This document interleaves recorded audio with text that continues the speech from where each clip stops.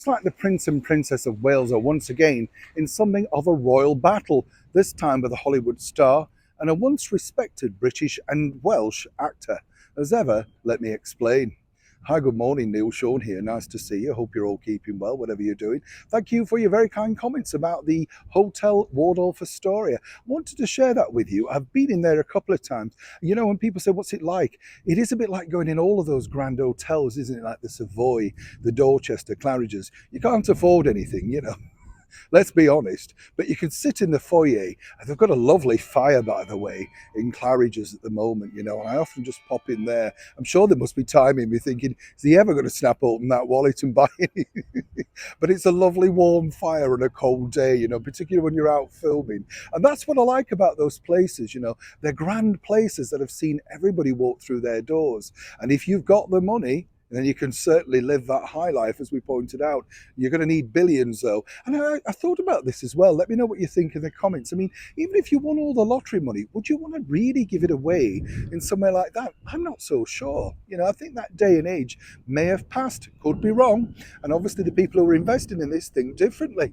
As ever, let's get back to your breaking royal story of the day. This really all centres upon a beautiful actress, a Welsh beauty called Catherine Zeta-Jones, who was very honoured and thrilled, in fact, to narrate the recent Christmas together for our beautiful Princess of Wales, Catherine, which was, of course, a spectacular success. I told you, huge ratings hit, you know.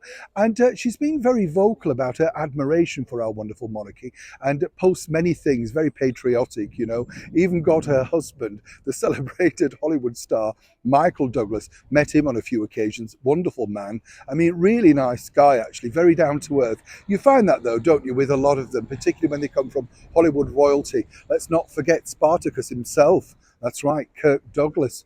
Tony Curtis told me a lot of stories about working on Spartacus. Share those with you soon, obviously. But what's interesting here is it appears that while Catherine Zeta-Jones is a huge supporter of our British monarchy, loves all things royal, was thrilled to get her own medal from the British monarchy. As we know, another Welsh actor, Michael Sheen, was very, very detrimental, rude, and really, you know, incredibly rude about our wonderful monarchy, particularly the recent appointment, of course, following the sad demise of our wonderful monarch of 70 years, Queen Elizabeth, Prince William, as the Prince of Wales. Very vocal on social media, which, according to a very good source, is going to be problematic should and when Catherine and Michael meet again. You see, they were starring together on a streaming show called The Prodigal Son. Big success for them both, apparently.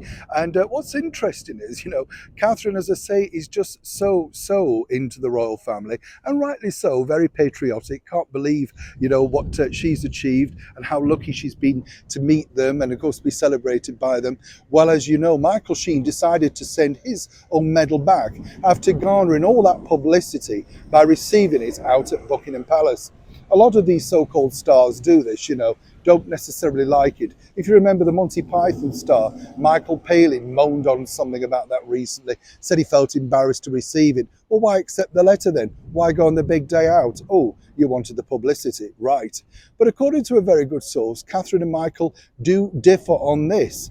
And this, as you can imagine, both being Welsh in particular, is going to be a very thorny point moving forward. My money, actually, is on Catherine. She's a feisty lass. Met her when she came up to Yorkshire to film the Dad's Army movie with Bill Nighy and the rest of them up in Bridlington in East Yorkshire. You know, no nonsense sort of girl, will not take anything lying down, and definitely stands up for what she believes in. But isn't it strange when you do put two people like that together, you can have those political, royal, whatever opinions. But when they're out there so vocally on the world of social media, can you imagine being the director of that?